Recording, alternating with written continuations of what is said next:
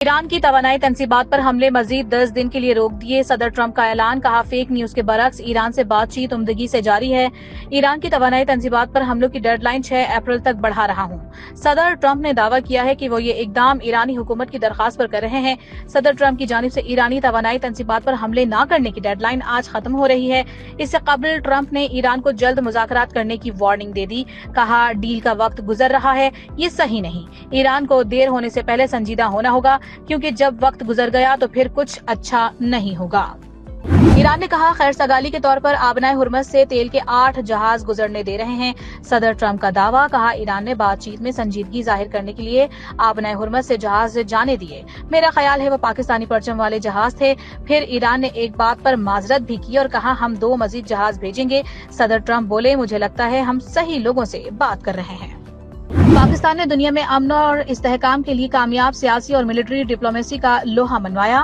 امریکی نمائندہ خصوصی اسٹیف وٹیکوف نے بطور ثالث پاکستان کے کردار پر مہر ثبت کر دی۔ امریکی کابینہ میں پاکستان کی کامیاب سفارتکاری کا اعتراف، کہا امن معاہدے فریم ورک کے لیے 15 نکاتی ایکشن لسٹ پاکستان کے ذریعے ایران تک پہنچائی جائے گی۔ پاکستان ایران اور امریکہ میں بطور ایک ثالث کے اہم کردار ادا کر رہا ہے۔ پاکستان کے ذریعے ایران کے ساتھ مضبوط اور مثبت پیغامات اور مذاکرات سامنے آئے ہیں۔ ایران نے 15 نکاتی امریکی تجاویز کا جواب بھجوا دیا، امریکہ کے رد عمل کا انتظار۔ ایرانی حکام کا کہنا ہے کہ جنگ بندی کی امریکی تجاویز یک طرفہ غیر منصفانہ ہیں، تجاویز صرف اسرائیلی اور امریکی مفاد میں ہیں، امریکی تجاویز میں ضروری تقاضوں کی کمی ہے، ابھی تک مذاکرات کے لیے کوئی انتظام نہیں ہوا، اس مرحلے پر بات چیت کا کوئی منصوبہ ابھی نظر نہیں آتا، امریکہ حقیقت پسندی کا مظاہرہ کرے تو راستہ نکالا جا سکتا ہے۔ امریکہ اور اسرائیل کے ایران میں حملے، 28ویں روز بھی رہائشی مقامات پر بمباری، قم میں 6 افراد شہید، تہران پر حملوں میں کئی عمارتیں تباہ، اسرائیل کا ایرانی بحریہ کے کمانڈر کی شہادت کا دعویٰ، تنگسیری کے 7 ایرانی بحریہ کے اعلی افسران بھی شہید، ایران نے تنگسیری شہادت کی باضابطہ تصدیق یا تردید نہیں کی، علی رضا تنگسیری پر آبنائے ہرمز میں بارودی سرنگیں بچھانے کا الزام، عمارتوں کے ملبے میں دبے افراد کو نکالنے کا عمل جاری۔ ایران کی اسرائیل پر حملوں کی نئی لہر، حیفا میں بحری و ایندھن تنصیبات کو نشانہ بنایا گیا، ایرانی فوج کے مقبوضہ علاقوں میں ڈرون حملے، متعدد اسرائیلی حساس مقامات ہدف، جنگ میں اب تک 800 امریکی فوجی ہلاک کرنے کا ایرانی فوج کا دعویٰ، کہا 5000 سے زائد امریکی فوجی زخمی ہو چکے، 1300 سے زائد اسرائیلی فوجی بھی مارے گئے، 17 امریکی اڈے بھی تباہ کر دیے گئے۔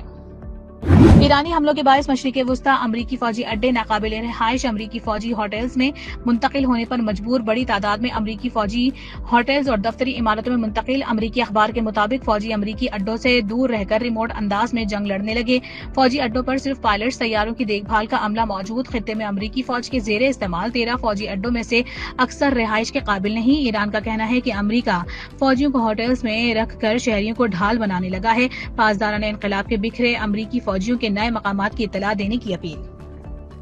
خلیجی ممالک کے ہوٹلز امریکی فوجیوں کو رہائش دینے سے گریز کریں، ایرانی وزیر خارجہ عباس عراقچی نے کہا ہے کہ امریکی اہلکاروں کی میزبانی پر مہمانوں کی جان کو خطرہ ہوگا، امریکی ہوٹلز فوجی اہلکاروں کو رہائش کی خدمات فراہم نہیں کرتے، خلیجی ممالک کے ہوٹلز بھی امریکی طریقہ کار پر عمل کریں۔ اسرائیلی آرمی چیف نے فوج کے اندرونی طور پر ٹوٹ جانے کی وارننگ دے دی، لیفٹیننٹ جنرل ایاد زمیر نے ایک بیان میں کہا ہے کہ 10 لال جھنڈے کھڑے کر کے وارننگ دے رہا ہوں، میدان جنگ میں ریزرو فوجی مزید نہیں لڑ پائیں گے، اگر ریزرو فوجیوں سے متعلق قوانین کی ترمیم اور دیگر اقدام نہ کیے گئے تو اسرائیلی فوج اندرونی طور پر ٹوٹ جائے گی، کئی محاذ کھولنے سے اسرائیلی فوج میں اہلکاروں کی شدید کمی ہو گئی۔